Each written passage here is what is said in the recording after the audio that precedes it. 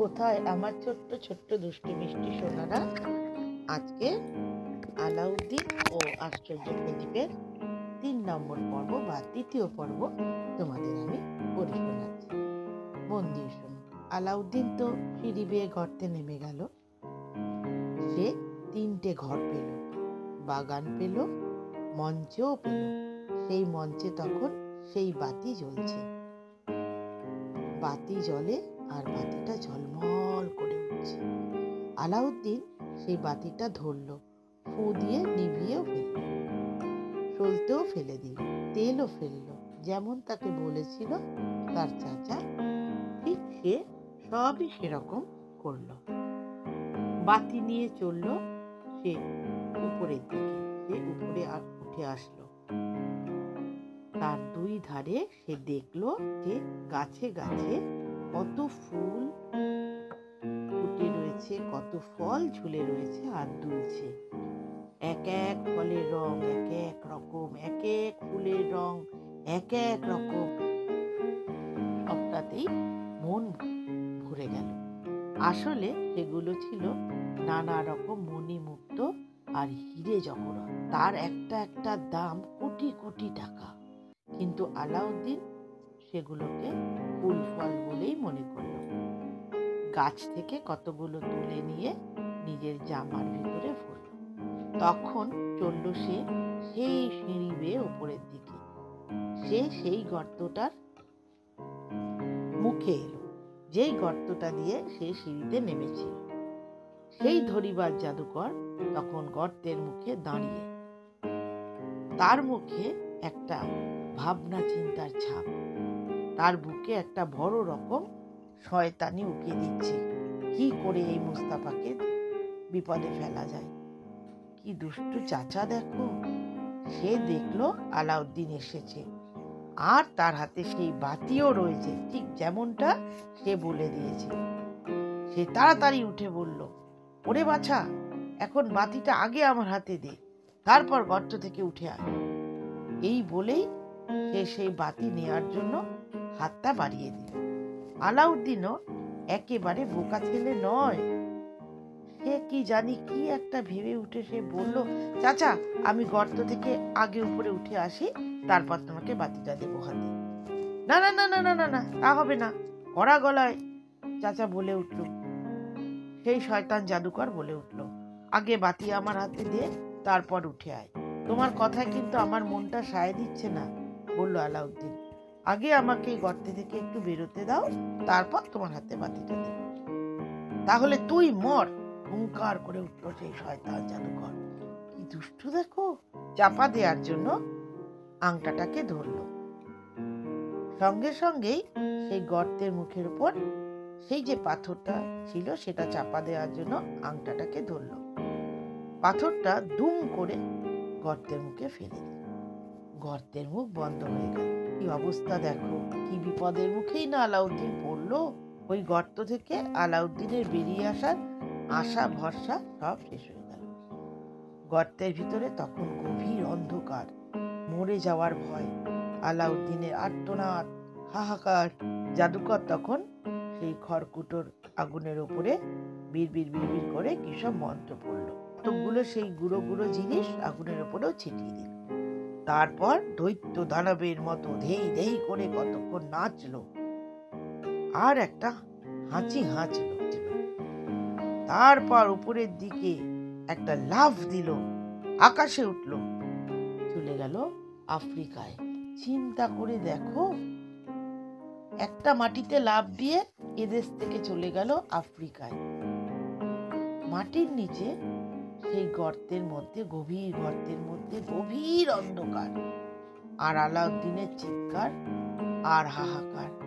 আহারে, ছেলেটা ওখানে আটকে পড়ল। কি দুষ্টু চাচা দেখো। আসলে তো চাচা নয়, তাকে ফাঁদে ফেলার জন্য এসেছিল। তার মা কিন্তু বলেছিল, দেখাই যাক সে কিরকম লোক। তাই হলো।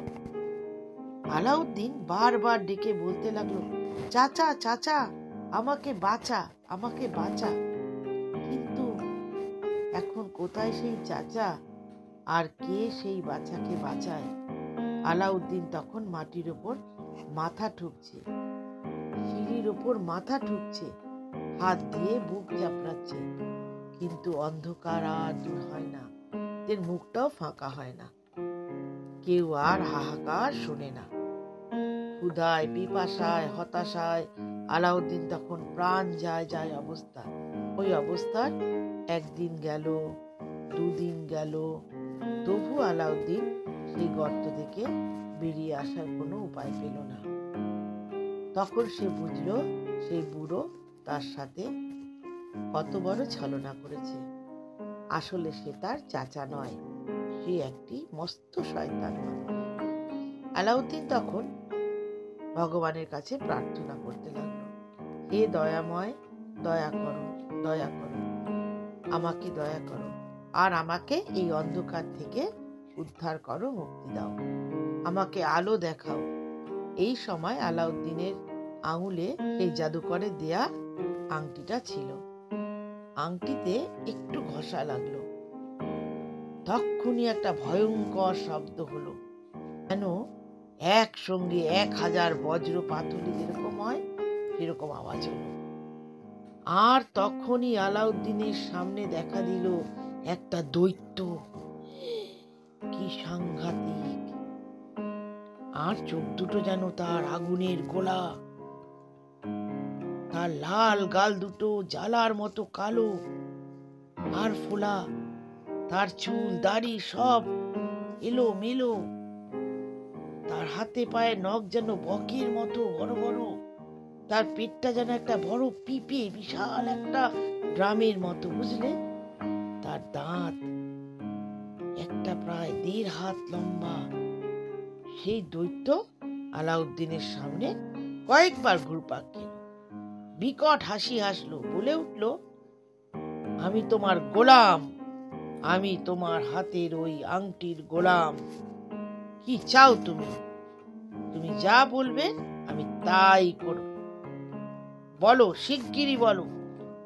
আলাউদ্দিন তখন ভয় পেল না, বলে উঠল, অন্ধকার গর্ত থেকে আমাকে বাইরে বের করে দাও। দৈত্য হেসে উঠল আর ডান হাত দিয়ে কয়েকটা তুড়ি দিল।